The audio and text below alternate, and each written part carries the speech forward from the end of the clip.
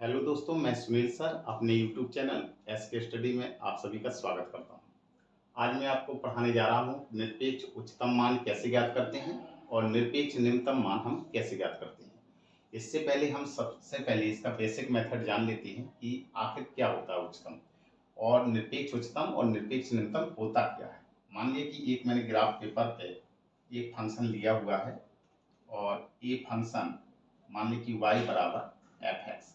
ठीक है, इसको कहते हैं y अक्ष और ये होता है x अक्ष, ये होता है x डैश अक्ष और ये है मूल बिंदु 0,0 जिसको 0 माना हुआ है और ये है x डैश अक्ष। कोई फंक्शन दिया गया है, मान लीजिए कि जो यहाँ पे x है वो बिलोंग करता है -a से v के क्लोज इंटरवल में निर्भर कर रहा है। मान लीजिए कि यहाँ से फंक्शन लिया मैंने और फंक्शन ऐसा लिया और यहाँ पर ऐसा आया और फिर ये ऐसा गया। ठीक, ये थोड़ा और गोलाई बना लीजिए, ऐसा दिया गया है। ठीक है, मान ली कि इसकी जो शुरुआत हुई है वो -a से शुरू हुई है। कहाँ पे इस बिंदु का अंत हो रहा है, मान लिया कि a b पॉइंट पे अंत हो रहा है। ठीक है, तो निरपेक्ष उच्चतम का अर्थ ही होता है कि जो पहाड़ बने हुए हैं इन पहाड़ों में जो सबसे ऊंचा है वही मान इसका क्या कहलाता है, निरपेक्ष उच्चतम मान कहलाता है। तो ये मान लिए कि यहाँ पर कोई बिंदु मान लीजिए C1 है। ठीक, इस बिंदु पर ये आया हुआ है निरपेक्ष उच्चतम मान। मान लिया कि इसमें गहराई देखिए, अब गहराई जो होती है वो निरपेक्ष निम्नतम मान की होती है। तो गहराई सबसे नीचे कौन है, ये गहराई इसकी जे है और जे गहराई देखिए जी सबसे नीचे। ठीक है, और यहाँ पर क्या होती है, इस पर रेखा की प्रवणता खींचती है। ठीक है, तो इतना समझ में आया। अगर हम यहाँ से प्रवणता खींच दें, मान लीजिए जी किस पॉइंट पे अंत हो रहा है, मान लीजिए C2 पॉइंट पे ये अंत हो रहा है, तो जी क्या है, ये इसका निरपेक्ष निम्नतम मान है और जी सबसे ऊंचा है तो जी निरपेक्ष इसका क्या है, उच्चतम मान है। जी क्या है, C1 निरपेक्ष उच्चतम मान। ठीक है, ये C1 है और निरपेक्ष निम्नतम मान ये है आपका C2। ठीक है, तो अब इससे संबंधित प्रश्नों को हम हल कैसे करेंगे, तो आइए समझते हैं इसकी वर्किंग मेथड को, क्रिया विधि समझते हैं कि कैसे इसको हल किया जाता है। तो क्रिया विधि क्या है, क्रिया विधि ये है कि सर्वप्रथम जो फलन दिया जाए, जो फलन दिया हो उसे एफ एक्स मान। सबसे पहले तो आपको कार्य करना है कि जो फलन आपको दिया जाए उसको फलन एफ एक्स मान लेंगे। ठीक है, फिर उसके बाद क्या करना है, और मान लिया कि ये जो x है वो बिलोंग करता है a, b।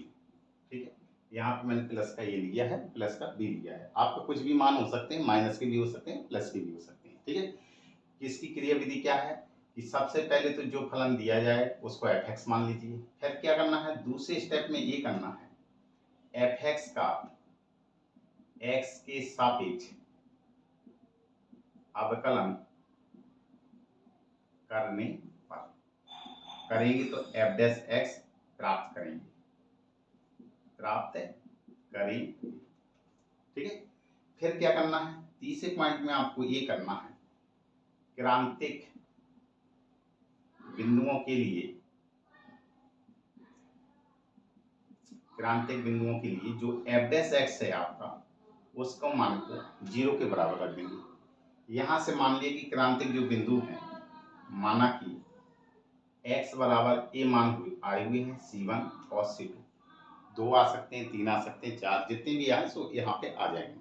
ठीक है, अब आपको क्या करना है, फिर इसके बाद अगले स्टेप में आपको ये करना है कि जो आपको क्रांतिक मान आए हुए हैं, जो फलन आपको दिया गया है, पहले उस फलन को उतार देंगे। एफ एक्स में C1 व C2 के मान बारी बारी से ज्ञात करेंगे। ठीक है, FC1 निकालेंगे, इसका मान निकाल लेंगे, FC2 निकाल लेंगे, इसका मान लिख लेंगे। इसके बाद जो आपको क्लोज इंटरवल दिया जाए उस क्लोज इंटरवल के भी आप मान निकालेंगे, FA का मान भी निकालेंगे और FB का भी मान निकालेंगे। ठीक है, अब इन मानों में अब जब ये मान निकल के आ जाए, जो सबसे बड़ा मान हो उसे निरपेक्ष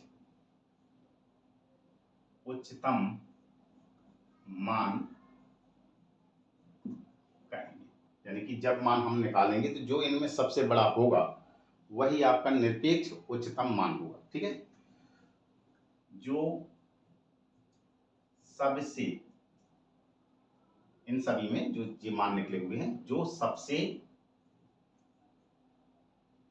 कम मान, जो सबसे छोटा हो उसे निरपेक्ष निम्नतम मान कहेंगे। ठीक है, जो सबसे छोटा आएगा वही उसका क्या कहलाएगा, निरपेक्ष निम्नतम मान होगा। जो सबसे बड़ा आएगा वो निरपेक्ष उच्चतम मान होगा। इस क्रिया विधि के माध्यम से हम आगे के प्रश्न सीखेंगे अब कि कैसे इस तरीके के प्रश्नों को हल किया जाता है। तो पहले आप इतना उतार लीजिए, इसके आगे फिर मैं आपको प्रश्न बताऊंगा।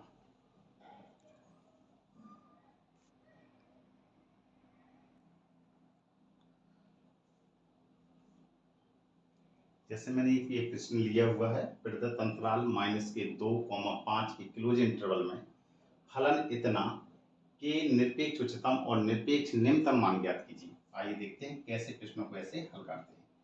सबसे पहले जो फलन आपका दिया गया है उसको उतार लीजिए, इसको आप fx के बराबर मानेंगे। यहाँ तो बराबर में पहले से दिया हुआ है इसलिए बराबर में मान लिया, अगर नहीं भी दिया होता तो भी आपको fx मानना था। ये कितना है घात में x³ माइनस में 6x² और प्लस में 5। यहाँ कंडीशन लिख दीजिए कि x बिलोंग करता है क्लोज इंटरवल -2,5। इसी शर्त के अनुसार हमें क्रांतिक बिंदु लेने होंगे। ठीक है, अब क्या करना है, आपको लिखेंगे x के सापेक्ष अवकलन करने पर,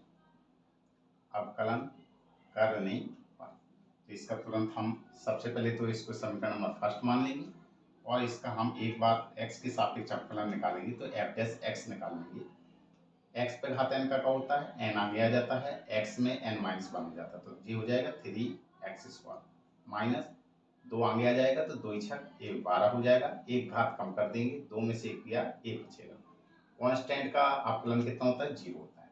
तो f' का मान कितना निकल के आया है, 3x² माइनस के 12x। ठीक है, अब आपको क्या करना है, अब आपको लिखेंगे यहाँ पे क्रांतिक बिंदुओं के लिए, तो f' जो x है उसको 0 के बराबर रख देंगे।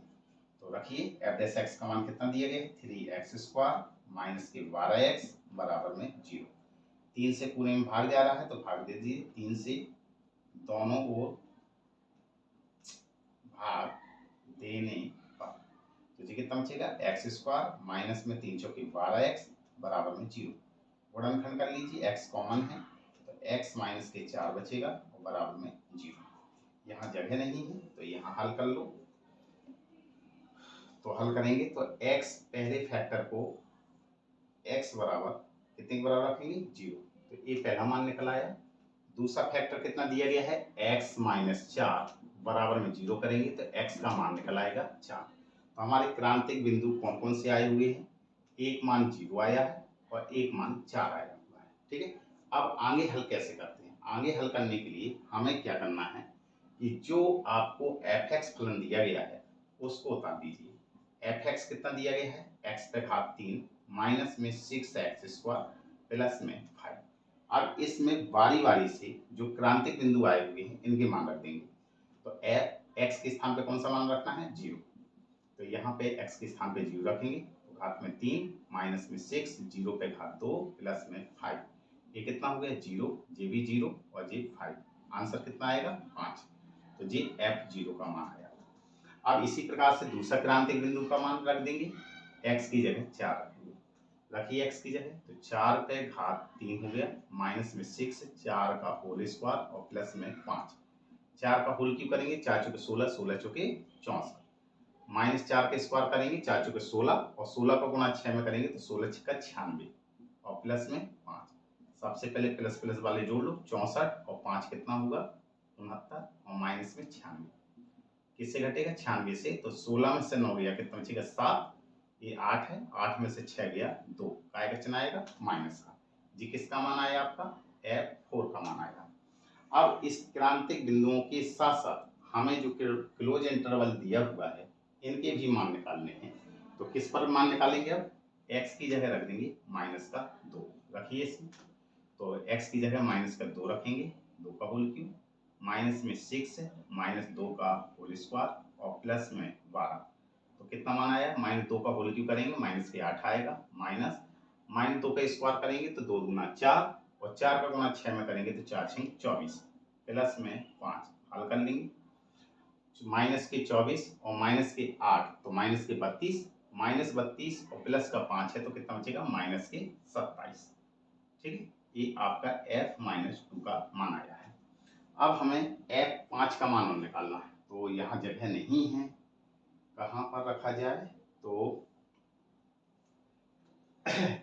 यहाँ पर रख दे रहे, ठीक है, इससे आगे यहाँ हल कर F5 का मान निकालेंगे, तो x की जगह रखना है तो 5 का होल क्यूब, माइनस में 6, x की जगह 5 का होल स्क्वायर हो गया और प्लस में 5, 5 का होल क्यूब करेंगे तो 125 आएगा, माइनस 5 के स्क्वायर करेंगे 5 25, 25 छिक्का कितना होता है 150 और प्लस में 5, हल करेंगे 125 और 5 130 होगा, माइनस में 150, आंसर कितना आएगा माइनस का 20।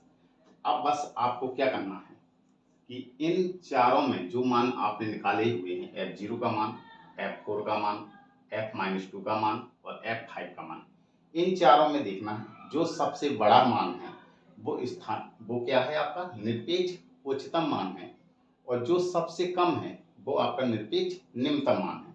तो इन सभी में जो सबसे बड़ा दिखाई दे रहा है, F0 का मान कितना दिख रहा है 5 दिख रहा है, F4 का मान कितना दिख रहा है, कितना आया माइनस के 27, और F-2 का मान आया हुआ है माइनस के 27 और F5 का मान आया हुआ है माइनस के 20। ठीक है, तो अब आपको देखना है कि कौन सा मान सही है। तो स्थानीय तो निकालना नहीं, निरपेक्ष उच्चतम मान निकालना है।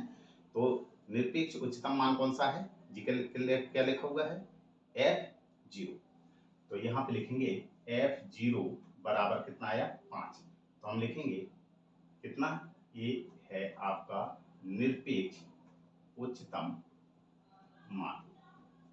तो निरपेक्ष उच्चतम मान निकल के आ गया, तो निरपेक्ष उच्चतम मान बराबर कितना लिख देंगे 5, यही आपका आंसर है। अब निरपेक्ष निम्नतम मान ज्ञात करना है, तो निरपेक्ष निम्नतम मान तो क्या है सबसे छोटा, अब सबसे छोटा में क्या है F4 भी माइनस की 27 है, F-2 भी माइनस का 27 है, तो आप लिखेंगे यहाँ पे निरपेक्ष निम्नतम मान, तो कितना निकल के आ गया माइनस के 27। ऐसी कोई भी कंडीशन नहीं होगी जहां पे दोनों मान बराबर आएंगे, ठीक है, लेकिन इस प्रश्न में आया हुआ है क्योंकि ये सवाल मैंने खुद बनाया हुआ था, ठीक है, इसलिए ऐसा आया हुआ है। लेकिन जब भी एग्जाम में आए तो कभी भी ऐसा नहीं आएगा एक जैसा मान आए, अगर आएगा भी तो आपको क्या करना है इन दोनों में से किसी एक को मान रख दीजिए, यानी माइनस के 27 है, यही निरपेक्ष निम्नतम मान है, ठीक है। और कंडीशन भी देख लीजिए कि आपको कितने में बिलोंग करा रहा है -2 से 5 में, तो क्या 0 बिलोंग कर रहा है, हाँ कर रहा है, इनके बीच में है, 4 भी इन दोनों के बीच में है, इसलिए हम इन दोनों के सभी के मान निकालेंगे। तो आपने देखा कि निरपेक्ष उच्चतम मान कैसे निकालते हैं, इन सब के मान रखने के बाद जो सबसे बड़ा निकलता है वो निरपेक्ष उच्चतम मान होता है, जो सबसे कम निकलता है वो निरपेक्ष निम्नतम मान होता है। तो इतना उतार लीजिए।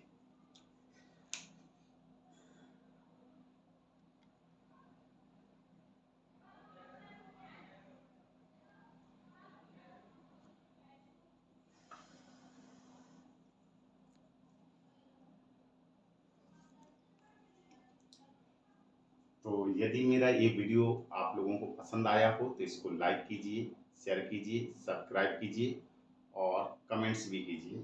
इससे आगे वीडियो में मैं और निरपेक्ष से संबंधित प्रश्नों को लेकर आऊँगा। Good bye.